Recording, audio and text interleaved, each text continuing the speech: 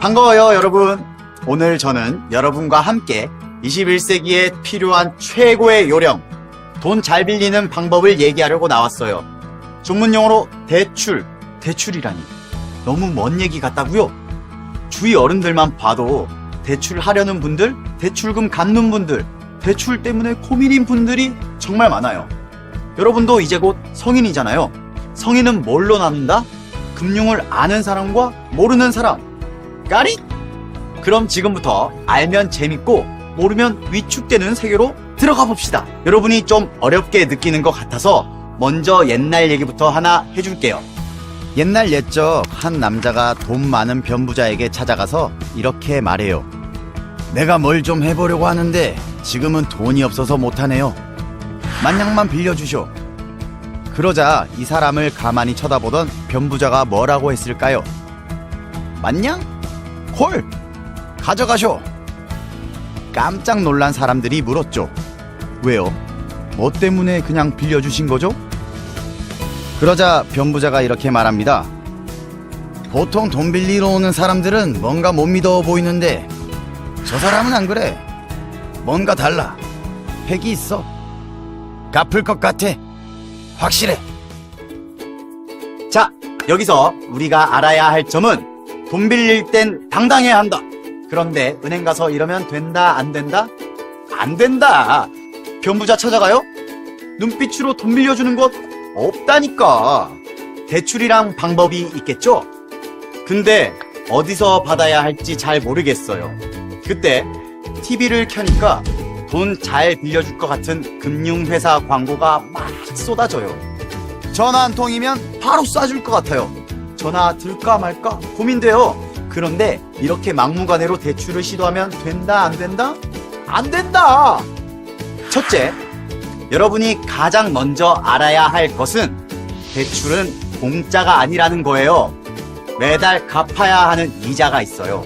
그게 여러분 생활에 크게 영향을 끼칠 수도 있고 잘 못 갚으면 여러분 신용 등급에도 크게 영향을 끼칠 수가 있다는 거예요.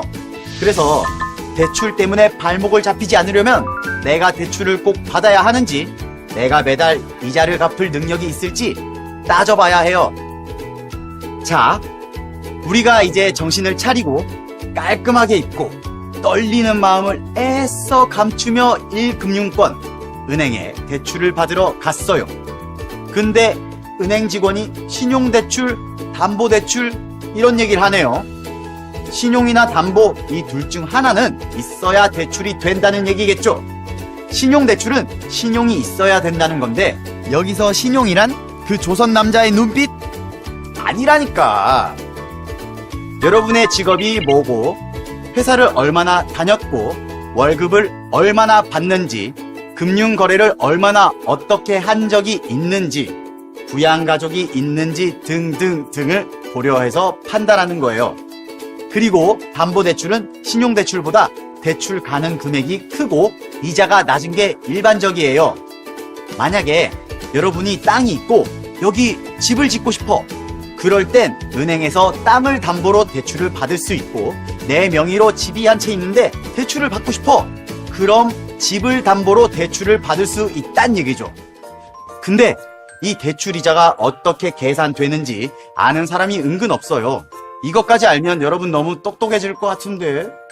에이, 기분이다. 보통 금리, 즉 이자는 기준금리에 가산금리를 더한 뒤 우대금리를 차감하는 방식으로 계산돼요. 뭔 소리냐고요? 먼저 기준금리는 대출금리 산정의 기준이 되는 금리로 은행이 예금, 채권 등을 통해 조달하는 평균 시장 금리라고 이해하면 돼요. 은행도 수익을 창출하려면 대출금리를 은행이 조달하는 금리보다 높게 정해야 하니까요.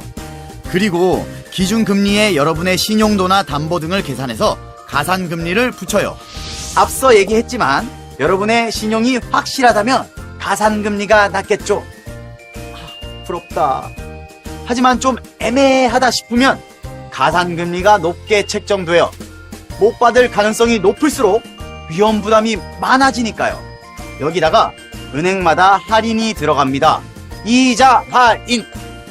이건 은행마다 거래 실적과 거래 기간을 감안하여 서비스로 조금씩 빼주는 거라고 생각하시면 돼요. 여기서 끝나면 뭔가 찝찝하니까 한 가지 팁만 더 드리고 갈게요. 따라해보세요. 금리 인하 요구권.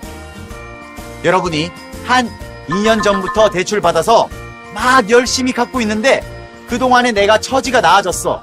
취직을 했다든가 직장을 더 좋은 데로 옮겼다든가 연봉이 높아졌다든가 아님 뭐 승진을 했다든가 뭐 그런 완전 상황이 달라진 거예요. 그때 나와 지금의 나는 달라. 다른 사람인 거지. 고개 딱 들고 은행에 당당하게 요구하는 거죠. 저기요, 제가 신용 등급이 좀 올라가서 그러는데 금리 좀 낮춰주시겠어요?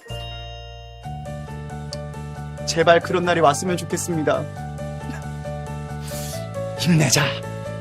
지금까지 대출에 대해 알아봤는데 어떠셨어요?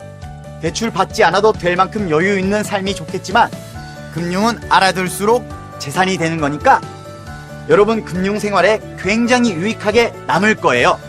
그럼 여러분에게 꼭 필요한 금융 지식 다음 편도 기대해 주세요.